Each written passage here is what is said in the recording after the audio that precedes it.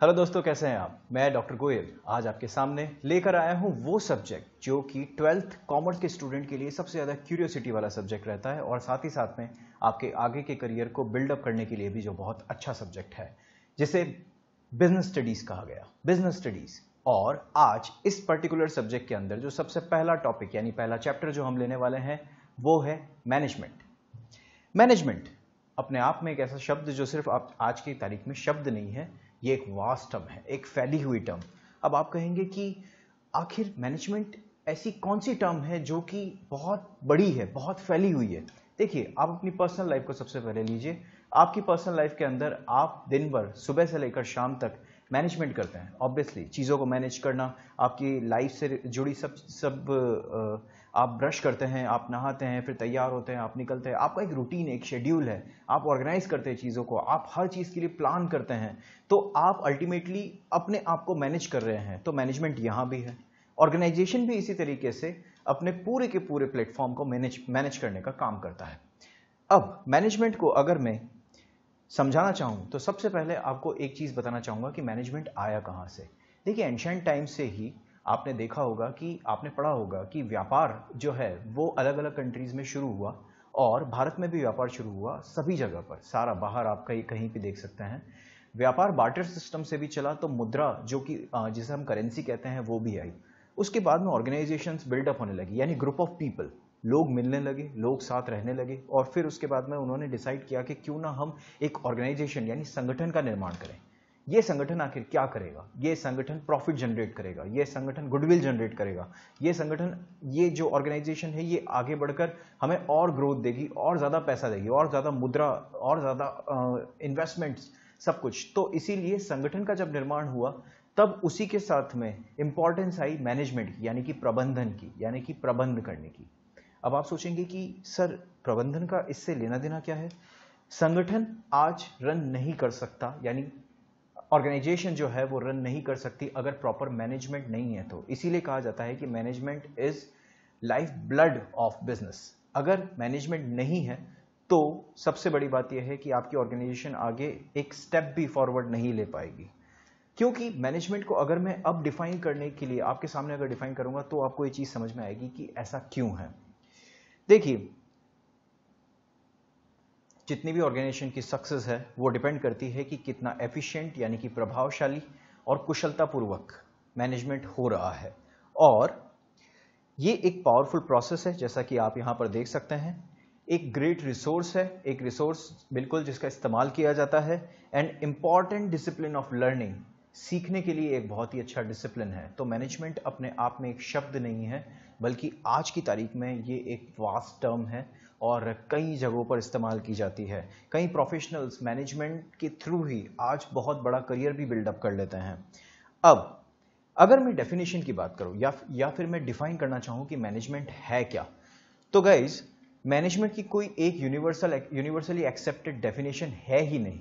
उसका रीजन ये है क्योंकि ये इतनी बड़ी टर्म है कि इसे कुछ शब्दों में पिरो देना बहुत ज्यादा मुश्किल है।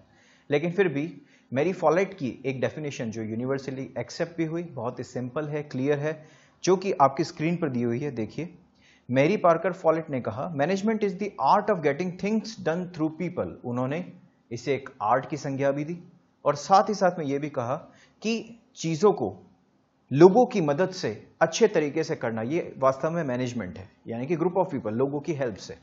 लेकिन ये एक संकीर्ण परिभाषा है इन अ नैरो सेंस, क्योंकि मैनेजमेंट जितनी बड़ी टर्म है ना बच्चों, उतना ही इसमें इंक्लूड कुछ भी नहीं है। यानी कि इसमें सिर्फ छोटे छोटे 2-3 हिस्से दिखाए गए हैं मैनेजमेंट के, और एक टर्म के रूप में या कह सकते हैं एक प्रोसेस के रूप में मैनेजमेंट कितना बड़ा है वो ये डेफिनेशन डिफाइन नहीं करती। लेकिन फिर भी आप एग्जाम में इसे लिख सकते हैं। मैरी पार्कर फॉलेट की डेफिनेशन है, management is the art of getting things done through people. Guys, आपके एग्जाम में आप जितना स्पेसिफिक रहेंगे और आप जितना पॉइंट टू पॉइंट बात करेंगे, उतने ज्यादा आप अच्छे मार्क्स भी स्कोर कर पाएंगे और फ्यूचर में यही सब्जेक्ट आपको अच्छी ग्रोथ भी देगा अगर आप इसे दिमाग में समझ जाते हैं तो। और इसी के थ्रू आगे अब मैं बताना चाहूंगा कि अगर ये एक नैरो सेंस में है तो मैं ब्रॉडर सेंस में मॉडर्न मैनेजमेंट जो डेफिनेशन, मॉडर्न मैनेजमेंट के जो दार्शनिक हैं यानी जो फिलोसोफर्स हैं, वो जिस तरीके की डेफिनेशन देते हैं उसे मैं आपको डिफाइन करना चाहूँगा। अब Henry Fayol, Peter F Drucker या कह सकते हैं कि आपके डगलस मैकग्रेगर, सभी ने जो डेफिनेशंस दी उसका एक निचोड़ जो मेरे पास में है वो कुछ इस तरीके से जो आपको स्क्रीन पर दिख रहा होगा। Management is the process of planning, organizing, directing and controlling activities with the help of resources to achieve the organizational goals effectively and efficiently in an ever-changing environment। आपके सामने एक डेफिनेशन दी हुई है, इसे मैं कुछ टुकड़ों में बांटता हूं। अब देखिए, नीचे आपको एक पिक्चर दिख रहा होगा। यहां पर आप देख सकते हैं कि यहां पर 5M दिए गए हैं।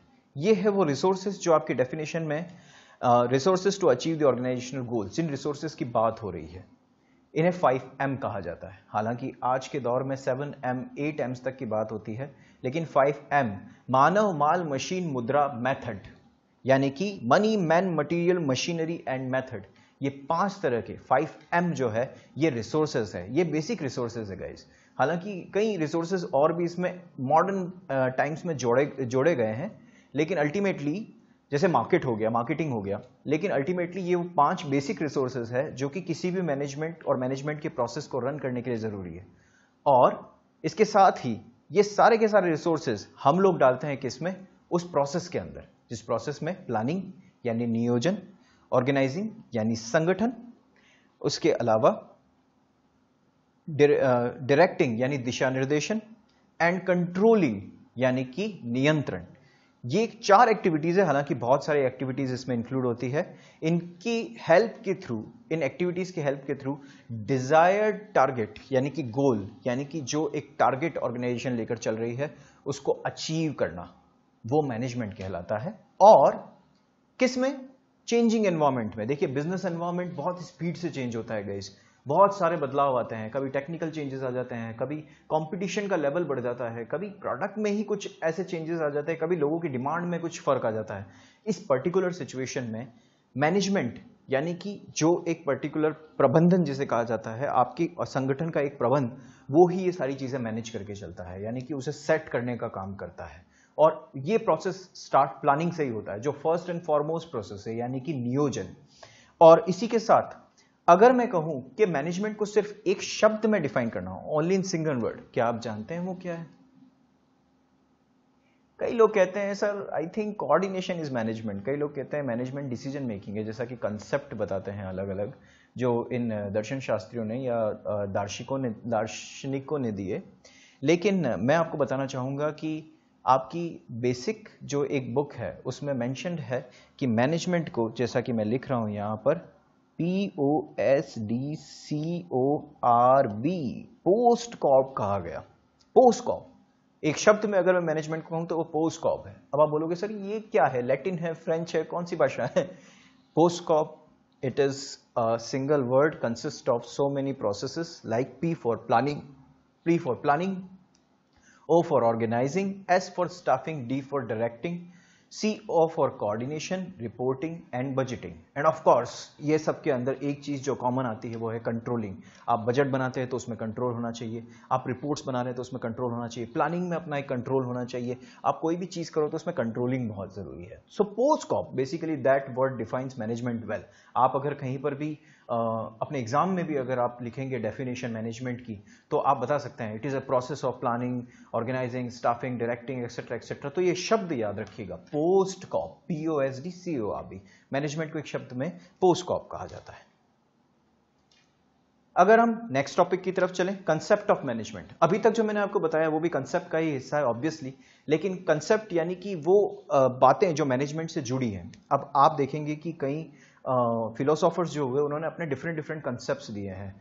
जैसे कि जो फादर ऑफ मैनेजमेंट माने जाते हैं यानी कि हेनरी फेयल, उनका मानना था management is a process of inter related functions, यानी कि सिर्फ ये एक प्रोसेस है बहुत सारे फंक्शंस को इंटर रिलेट करते हुए, यानी एक दूसरे से जोड़कर, जिसमें कि प्लानिंग, ऑर्गेनाइजिंग, स्टाफिंग, डायरेक्टिंग, और ये सब अनवरत चलते रहते हैं एक गोलाई में, एक से दूसरे की तरफ। तो ये अल्टीमेटली ये सारा का सारा जो प्रोसेस है वो पूरा का पूरा एक मैनेजमेंट को बिल्डअप करने का काम करता है with the help of people.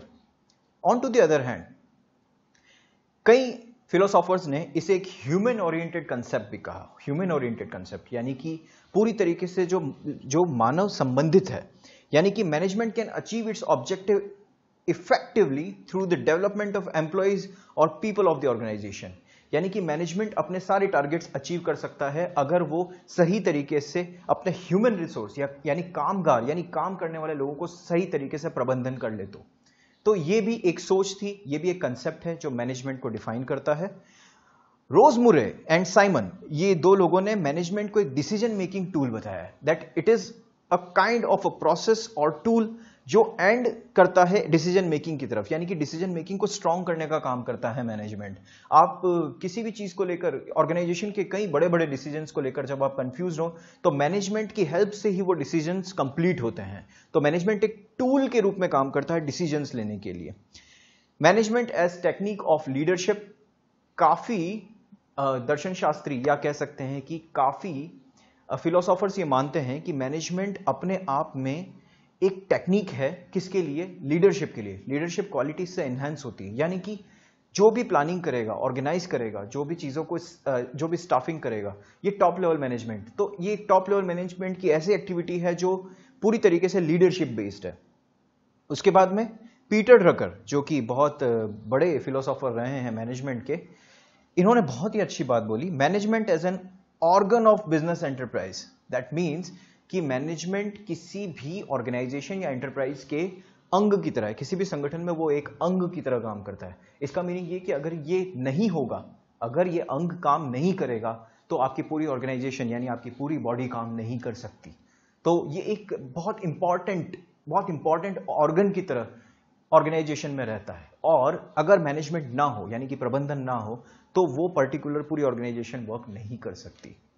Alright, management as a system of authority, that means top level management के लिए, यानी कि टॉप लेवल जो होता है उनकी अथॉरिटी, रिस्पॉन्सिबिलिटीज देना, सबके लिए मैनेजमेंट बहुत ही कारगर है। और management as a discipline and a career, आज की डेट में मैनेजमेंट यानी कि प्रबंध से जुड़े कई ऐसे संकाय बने हुए हैं, कई डिपार्टमेंट्स बने हुए हैं जहां पर आज की डेट में लोग करियर सीख करते हैं, लोग जॉब सीख करते हैं। यानी कि जैसे कहा जा सकता है कि अगर मैं मैनेजमेंट की बात करूं तो डिपार्टमेंट के हिसाब से अगर इसे बांटा जाए तो ह्यूमन रिसोर्स मैनेजमेंट यानी लोगों का प्रबंध, फाइनेंशियल मैनेजमेंट यानी कि वित्त का प्रबंध, और कहा जा सकता है आईटी मैनेजमेंट, इंफॉर्मेशन टेक्नोलॉजी को किस तरीके से उसका मैनेजमेंट किया जाए, आपके लिए मार्केटिंग मैनेजमेंट। तो ये सारे के सारे जो अलग अलग हिस्से मैनेजमेंट ने अपने आप में बांटे हैं और ऑर्गेनाइजेशन को इस तरीके से सेटअप किया है कि ये करियर की अपॉर्चुनिटीज जनरेट करता है। आज मैनेजमेंट एक फील्ड के रूप में है, लोग बीबीए एमबीए करते हैं, कोर्सेज करते हैं इस तरीके के, ताकि वो मैनेजमेंट की फील्ड में अपना एक मुकाम पा सके। कई कंपनीज, मैं कहता हूं आज की डेट में इंडिया और इंडिया से बाहर वर्क कर रही कई कंपनीज मांगती है ऐसे प्रोफेशनल्स जो अच्छा यानी प्रॉपर मैनेजमेंट कर सके और मैनेजरियल पोस्ट पर या मैनेजर के रूप में अपनी सेवाएं दे सके। So management as a discipline and a career. So basically that was the concept of management, यानी कि मैनेजमेंट सचमुच में वास्तव में है क्या। सब लोगों ने डिफरेंट से अलग अलग पार्ट में बांटा, लेकिन कंक्लूजन के रूप में फिर से वही बात आती है that it is a process of various activities which are interrelated with each other, like planning, organizing, staffing, directing, coordinating, budgeting, etc., or which is focused upon achievement of goals with the help of resources. Next topic is meaning of effectiveness and efficiency. देखिए, effectiveness को अगर हम हिंदी में कहें तो इसे प्रभावशीलता कहते हैं, और एफिशिएंसी को अगर हम हिंदी में कहें तो ये कुशलता कहलाती है। अब यहां पर जो लिखा हुआ है, effectiveness is the capability of producing a desired result और the ability to produce desired output. आप अगर प्रभावशीलता को डिफाइन करने जाएं, यानी कि आज अगर मैं अपनी बात करूं, मैं कितना प्रभावी हूं, ये मेरी क्षमता पर डिपेंड करता है, यानी कि मैं कितना प्रभावी रूप से आपको समझा पा रहा हूं, मैं आपको कितना प्रभावित कर पा रहा हूं, ये है मेरी कैपेसिटी या कैपेबिलिटी। यानी कि हर एक ऑर्गेनाइजेशन की अपनी इफेक्टिवनेस होती है, उसके मैनेजमेंट की अपनी इफेक्टिवनेस होती है। और एफिशिएंसी यानी कि कुशलता, यानी कि मैं कितनी कुशलता से, यानी कि किस तरीके से आपको ये चीज बता पा रहा हूं और वो आप एक्सेप्ट भी कर पा रहे हो या नहीं कर पा रहे हो। इसको इस एग्जांपल से समझिए, a car is very effective form of transportation, able to move people across long distances. Long distance में लोगों को लाने ले जाने के लिए कार बहुत ही इफेक्टिव एक ट्रांसपोर्टेशन का टूल है। लेकिन अगर कार जो है एफिशिएंटली यानी कि पूरी इसकी कुशलता से लोगों को सही जगह पर नहीं पहुंचा रही है, तो फिर इसका मीनिंग यह है कि उसमें कुशलता कम है। और मैं फिर से इसे स्टार्ट करना चाहूंगा, है ना।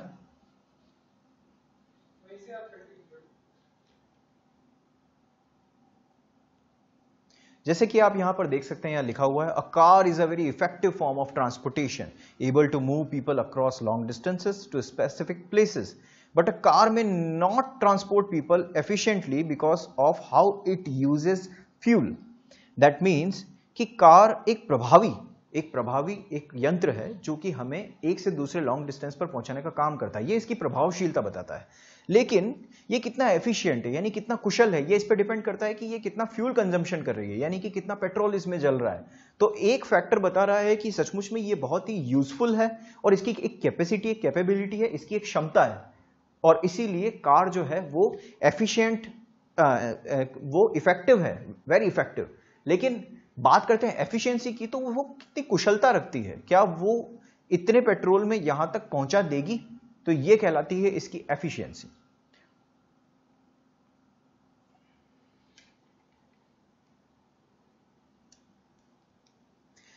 यहां पर एक लाइन जरूर देखने लायक है और वो ये है कि efficiency refers to doing the task correctly, timely and at minimum possible cost. अब being effective is about doing the right thing while being efficient is about doing things right। अब इसका एक डिफरेंस समझिए। being effective is about doing the right things, obviously प्रभावी हम तब हैं जब हम सही चीजें करते हैं, और efficient यानी हम कुशल तब है जब हम चीजों को सही रूप में करते हैं। अब ये एक छोटी सी लाइन आपको इन दोनों के बीच के डिफरेंस को दिखा भी देगी और समझा भी सकती है कि एफिशिएंसी क्या है और इफेक्टिवनेस क्या है। मैनेजमेंट प्रभावी तब है जब वो अपनी क्षमता के अनुरूप कार्य कुशलता को दिखा सके, और on to the other hand efficiency यानी कि कुशलता तब है जब वो मैनेजमेंट सही ढंग से एग्जीक्यूट हुआ हो और साथ ही साथ में उसका एंड रिजल्ट क्या आया ये उस पर डिपेंड करता है। तो गाइज आज के लिए बस इतना ही। डॉक्टर गोयल को इजाजत दीजिए, एक बार फिर से आऊंगा मैं नए टॉपिक के साथ, और आपको ऑल द बेस्ट करता हूं, क्योंकि आप अपने एग्जाम की अच्छी तैयारी कीजिए और मैनेजमेंट आपके लिए एक बहुत अच्छा सब्जेक्ट हमेशा रहेगा। Thank you.